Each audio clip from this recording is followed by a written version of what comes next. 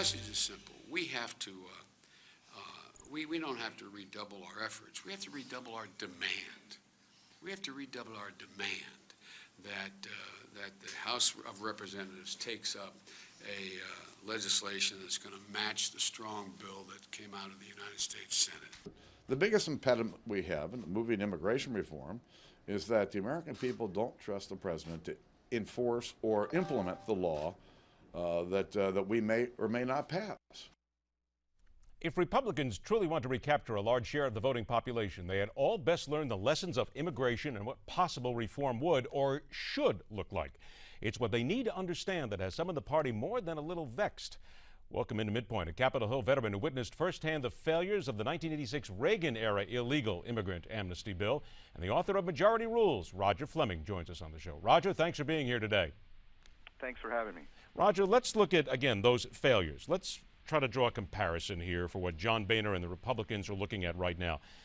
One or two of those key failures in the Reagan immigration bill, what is it that the Republicans of today need to look back on and learn from those failures that perhaps they're missing today? Well, you know, actually it's pretty simple. In 1986, the Republicans had a chance to offer something called triggered amnesty in the legislation that eventually was signed by President Reagan. And you remember, Reagan wasn't about just amnesty. His original intent was enforcement and amnesty, but as the bill went through the House, which was controlled then by the Democrats by 70 votes, and they'd been in control for 30 years, the bill became just about amnesty and guest worker programs. The Senate bill then in 1986 which was controlled by the Republicans, had a provision it called triggered amnesty, which would not allow anybody here who was here illegally to become a legal citizen until the border had been certified by a presidential commission to be secured. That was attempted to be done in the House. It was offered in the Judiciary Committee in the House. It was defeated.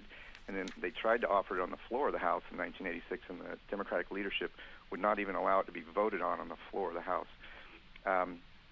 What the lesson to be learned is secure the border first and then do amnesty later. And I have quotes from my book of congressmen back then on both sides of the aisle, right out of the committee debate and floor debate in the House, who were saying, look, millions of people are coming across this border. This is in 1985 and 1986.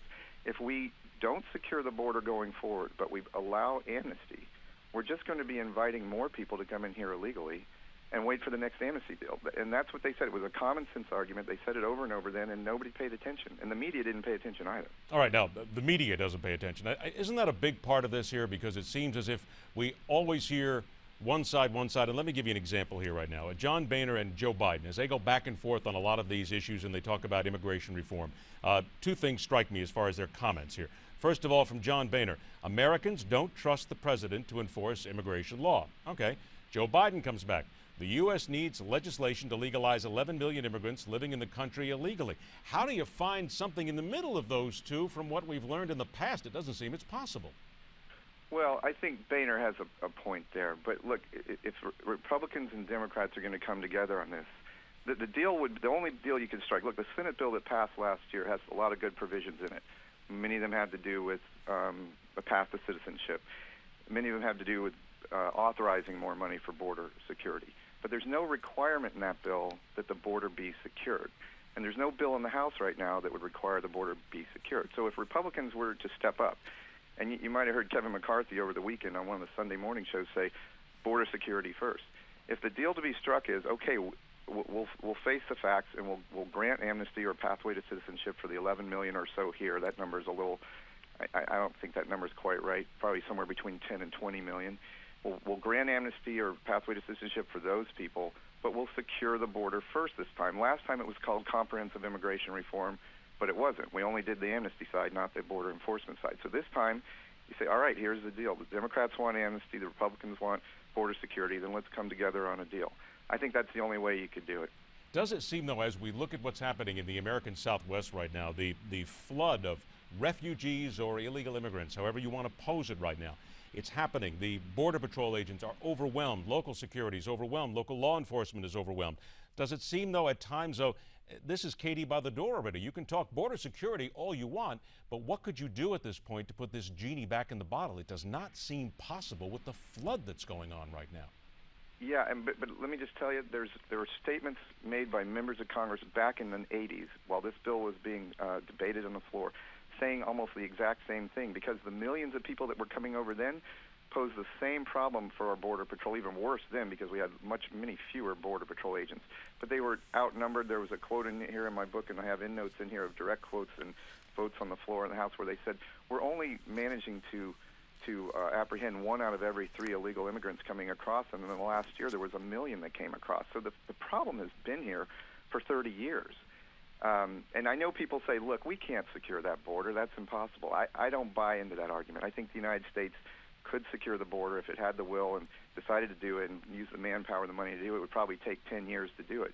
But, you know, if you came up with some kind of a triggered amnesty provision to do it, then everybody would have some skin in the game. Because if you said, look, we'll provide some form of pathway to citizenship for the people who are here now illegally, but we're going to secure the border first, and we're not going to do it until the border is secured, then everybody, the people who are here illegally who want their citizenship, would be in favor of closing the border then too. And can I just tell you this? I interviewed a lot of people for this book when I wrote it, and a lot of them were illegal aliens who came in here and who are now, you know, citizens.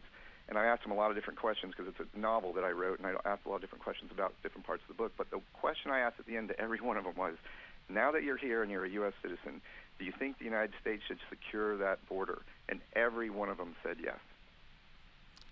With about 30, 40 seconds we have here, I want to hit something that you just said. You said it would take 10 years to do it. Do the American people just need to come to the realization that there is absolutely not the will to stop things quickly? Here's your question. Could the government do it? It just seems as if the American people need to maybe understand that if it takes 10 years to get to a certain point, that there is nothing this government can seemingly do right now in a quick method to stop this flood. Yeah, no, it's out of control. That border's been out of control for 30 years, and it's out of control now. It'd have to be a huge effort, but I think it could be done. I do think it. I mean, that's just my opinion. 10 years. I just kind of throw that out there. It's not going to happen overnight. Roger, trust me. I think your 10 years are probably closer to what a lot of people think can happen. You're probably right on the dime. Roger, we appreciate you taking a couple of minutes to join us. Thank you very much. We'll do it again. Thank you. All right, Roger Fleming, the author of Majority Rules. Now think about that for a moment. 10 years? Maybe 10 years, if you're lucky? What do you think needs to be done? We've heard a lot of this before, and certainly we are going to continue to push forward on what needs to be done, because there's no doubt there's a crisis in America as if Washington just isn't getting the job done. We get the job done every day here on Midpoint, where we question everything. We question everything.